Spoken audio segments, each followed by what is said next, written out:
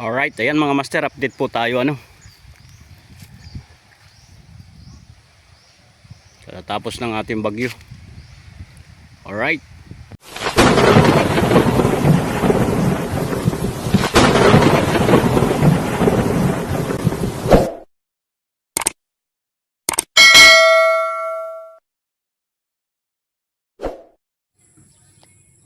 Ayan, bali dito ay ni-repair na natin itong side lock So kinatin ko na po ito kahapon.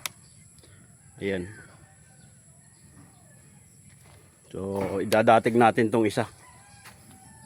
Ito, palalapadin natin. Ayan. Tapos ito na yung nangyari sa bangka So, kung hindi nakatali, naanod na ito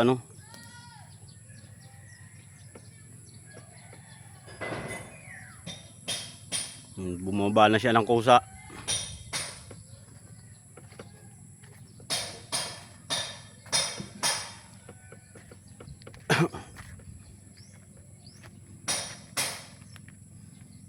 Ayan. Bali ang tubig ay umabot dito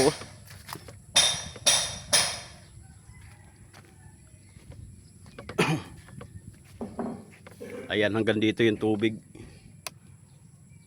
Kunti na lang, mga 2 di pa na lang, hindi abot na yung unahan ng bangka.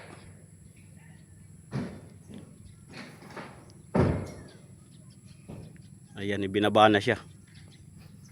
Binaba na ng bagyo.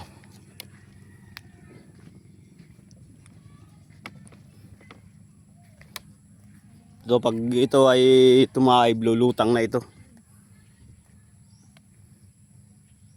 Pag lumaki ang tubig.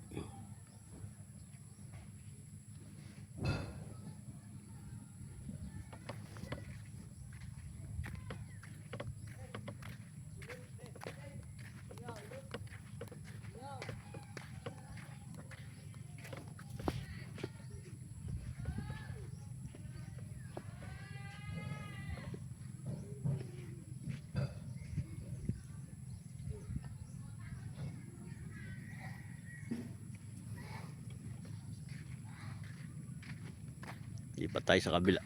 Tingnan natin kabilang side.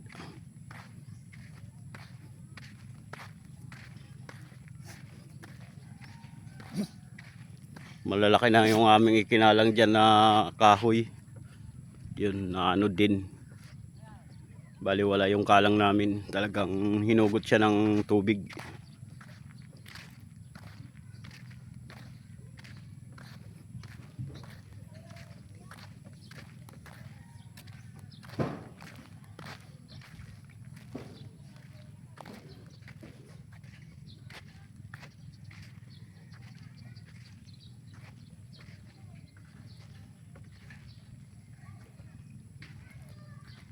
Alright.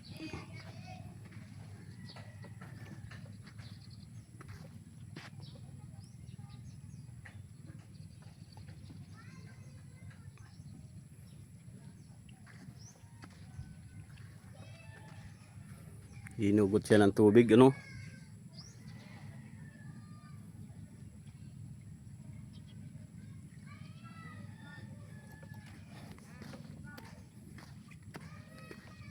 Doon dinala yung ating mga kalang doon.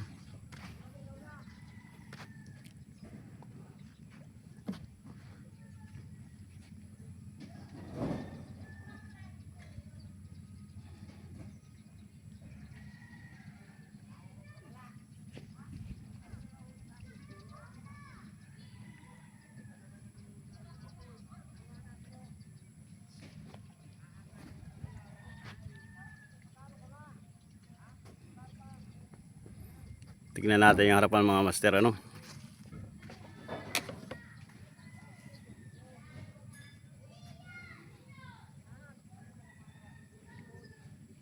Lapat na siya sa buhangin.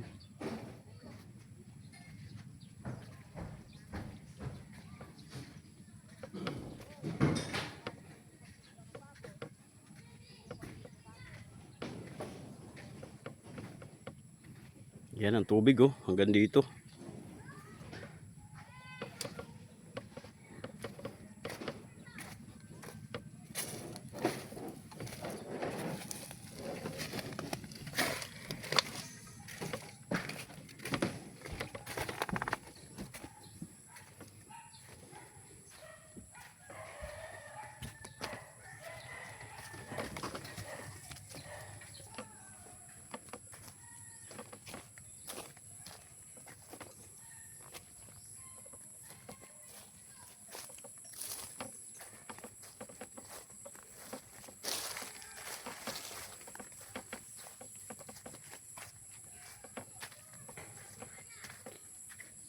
itong stainless na ito, ayan, idudugsong na lang natin to doon sa kabila. So ganito po ang ginawa natin, pinutol natin ito para makuha natin yung tuwid. Panibago kasing hubog ito, yung pinutol natin hanggang doon sa katuwidan lang nung sidewalk. Tapos magdudugsong ulit tayo ng sakto sa haba niya na. Ayan, yan na lang yung ating gagawin dyan mga master, sidewalk na lang Finish na yung ating mga paltik.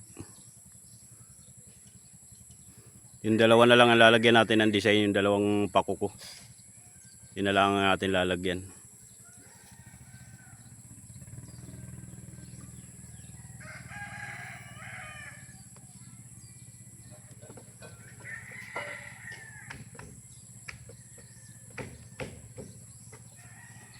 Inilaglag na ng lakas ng hangin at saka laki ng tubig. Yan, nalaglag na siya sa kanyang kalang. So ibinaba talaga siya ng doon sa ibaba talaga, nakababa talaga siya.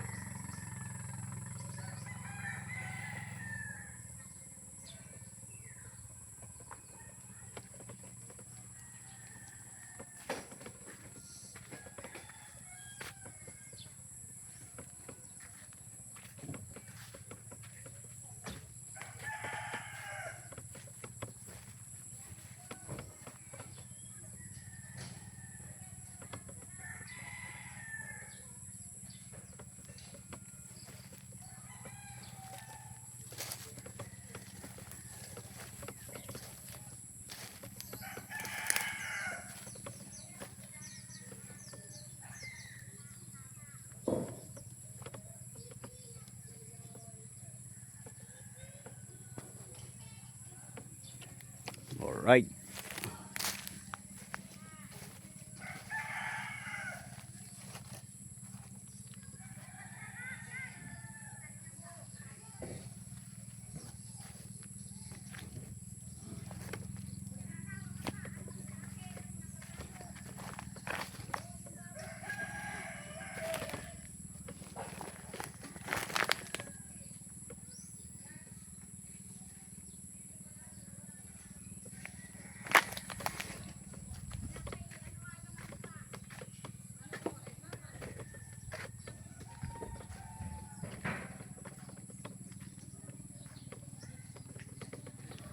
Ikat tayo sa babaw.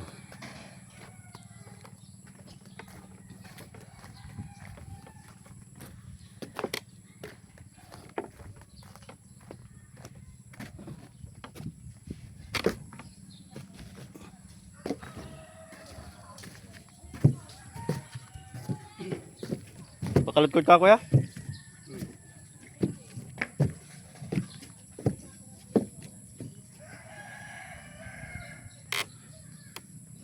Sayang kasi itong isang sidewalk pag hindi natin gagawa ng paraan. So malaki-laking halaga din ito kung pababayaan lang natin So yung ibig sabihin ko yung kung hindi na natin siya ikakabit. Sayang naman. So gagawa natin ng paraan para may kabit At medyo malanit din itong resin na ito. Madami rin resin kinain ito. Bale dudugsungan na lang po natin yung dulo niya Tapos dito sa kabilang side, yun ang bagong gagawin natin sidewalk. So itong isa, yun na lang ang ating nire-repair. Yan na lang ang ating pinagaganda, itong isang sidewalk. Tapos idadatig natin itong isa niya dati, yung kanyang kapartner dati So ididikit natin doon para lumapad yung kanyang sidewalk. Ayan, tapos magdudugsong na lang tayo.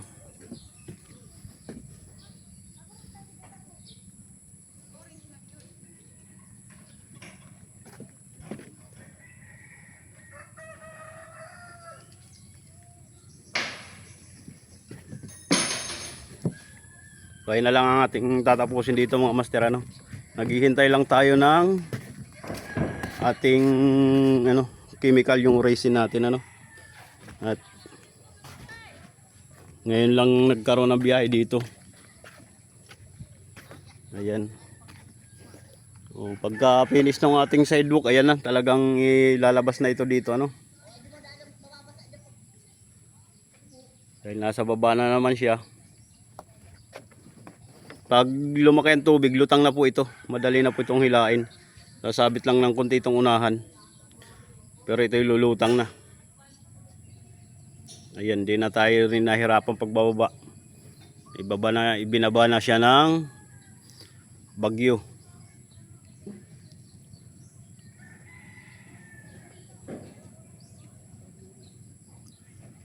Alright.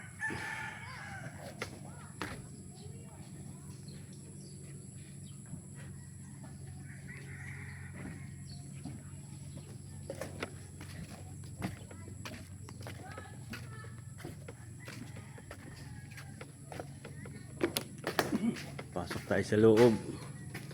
Ayan. Ito ang ating 4D30 na makina. Ayan, naka-ready na yan. Buo na siya, no? So, bago na po yung mga gasket na yan. Pinalitan na. Bali, bababa na lang yan doon sa engine room.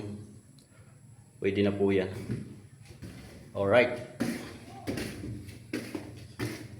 So, pagkalusong po nito, ito po ang unang gagamitin natin na makina, 4D30. Para tayo makatakbo papunta sa Real.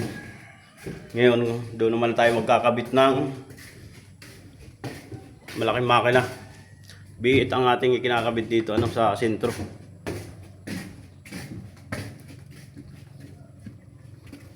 O ayan, mga bangka ditong malilit nakababa na.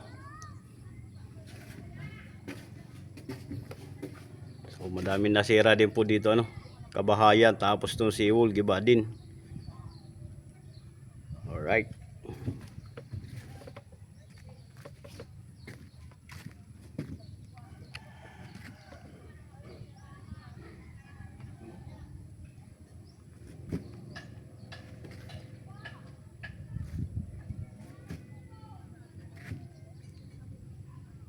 Tayo sa kabila.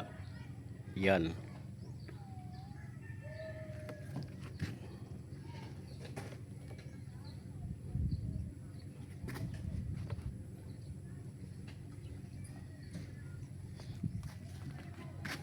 Nag-iihaw pa pala ako ng isda.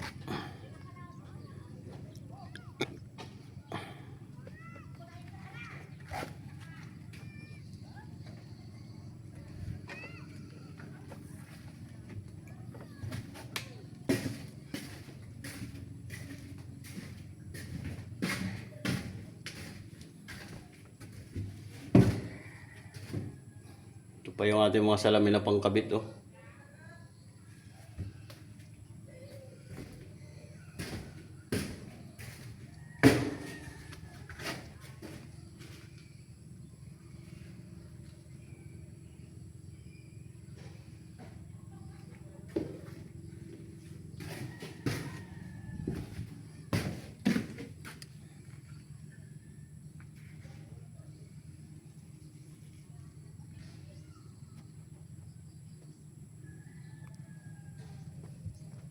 Yan, bagwa naman tayo.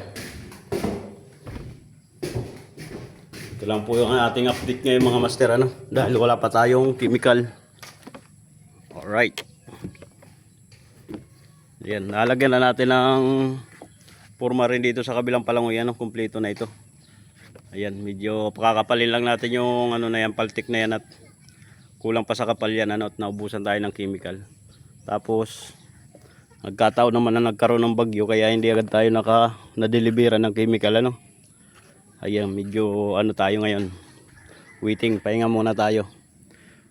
Wala muna tayong gawa ngayon.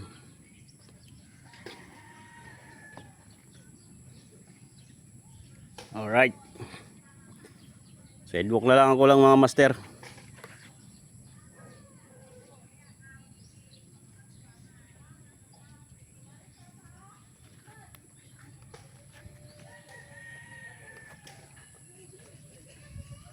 Ayan. Yan, bali dito po ang ginawa natin dati dito nung kinalangan natin ito ng sako-sakong buhangin. So mataas po yung ating ginawang kalang na buhangin para hindi siya madala ng tubig, hindi siya maabot. wala rin nangyari. Nakalkal din siya ng tubig, nadala din siya. Malakas yung agos. Malakas pa yung hangin. Ayan, kaya kusa nang bumaba yung ating bangkang ginagawa. Alright.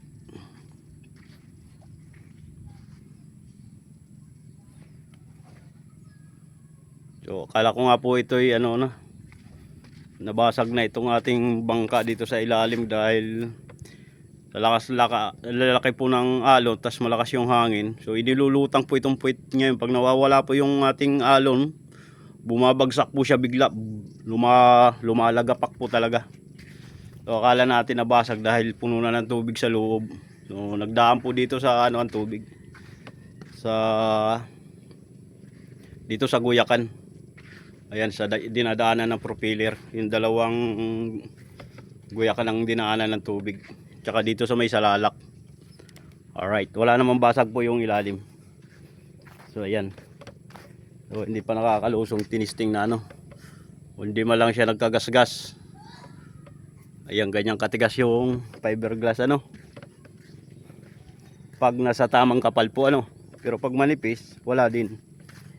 Kahit siya fiberglass, kung manipis naman po ay bali wala po So dapat isusunod po natin nasa standard yung kapal ng pangilalim. Alright, kagaya nga po niyan, ibinabagsak yan. Kung mahina po yung ating gawa, baka nabasag po yung ating ilalim Ayan. Kagaya po nangyari din doon sa Denmark na malaki. Ayan, bali naka po rin sa bagyo yun, na kumbaga man ay umalastra po So ang dinaanan niya po ay puro mga batuhan. Ibig sabihin yung mga bahura, mga binagong, malalaking bato. So kung mahina rin po yung ating gawa, basag din po yun. Hindi malam po na yung ating bangkang malaki na yun. Ganyan po tayo katibay sa paggagawa. Laging tinitisting ng bagyo. Alright. Nung maliit pa ito, tinisting din to ng bagyo. Mahilig sa bagyo itong bangka na ito.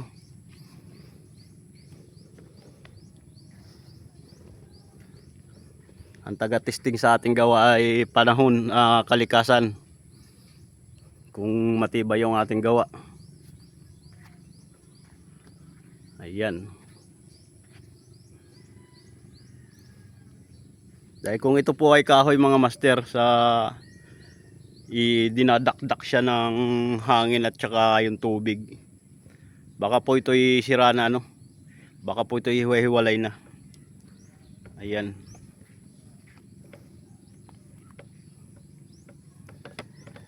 Dahil fiberglass siya at saka maganda yung ating pagkagawa, matibay.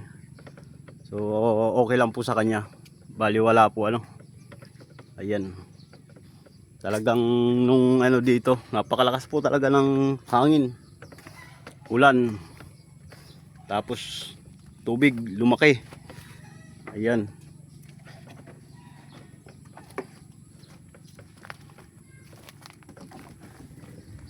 Talagang pagyayabat ng alon doon sa hulihan, itinataas yung puwitan biglang babagsak.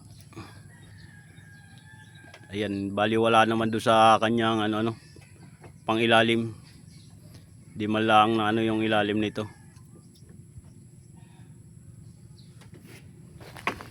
Kung ipaglakda ka dito yung kalakasan dito.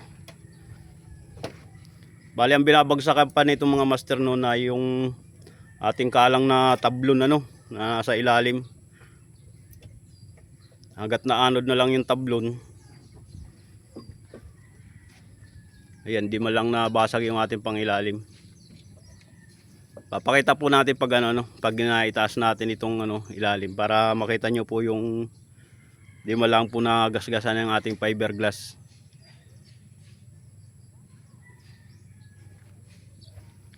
Alright. So umangat na po itong unahan Dito na yung unahan, umangat na.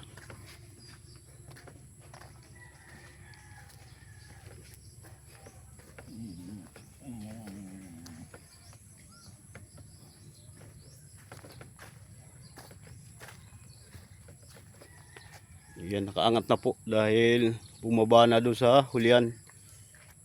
Ayan. So ayan mga master, hanggang dito na lang po muna tayo ano. Sa kasunod na video natin ay sidewalk naman po ang ating titirahin. Alright.